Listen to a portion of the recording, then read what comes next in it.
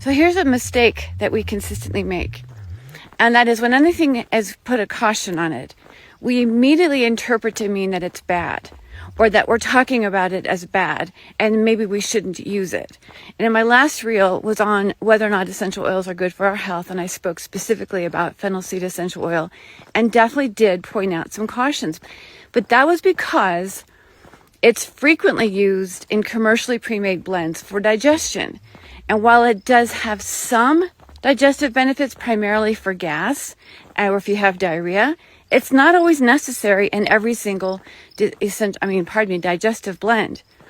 But the whole point is, if you have caution added to that, you want to use it occasionally. That's it. Because they do have anti-inflammatory benefits that if you used it occasionally, it would help stabilize your system. Yet as we're talking about this idea of being concerned about them, or any oil, for that matter, because I get asked, I was just recently interviewed on the radio, and I was asked about being concerned about oils and they're dangerous or maybe potentially harmful. Here's what I'm going to say to that, because I currently have a client who loves natural, and she has a lot of cautions she throws up around her husband taking medication, and they want to conceive another child. For as much caution and concern that we have for, in this case, we'll say medications, it's important for us to have an equal level of caution and concern with essential oils. And the reverse can be said the other way. For as much as we are concerned and using caution with essential oils, we want to do the same thing with our medications, because for some reason we don't question taking antidepressants or blood pressure meds while pregnant.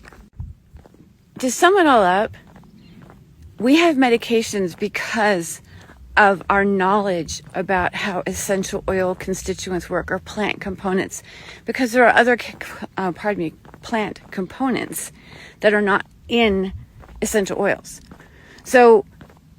But we've been studying them for hundreds of years. This is where your pharmaceuticals are coming from predominantly. There are others that are just completely made up, and that's totally cool, because we have the knowledge to do this, and there's a benefit to it. But for every action, there's an equal and opposite reaction, and we've got to keep that in mind. So medications have their benefits, medications have their downside. Essential oils have their benefits, essential oils have their downside. And coming at it from just a level perspective and understanding that gives us a leg up on preventing any further disease.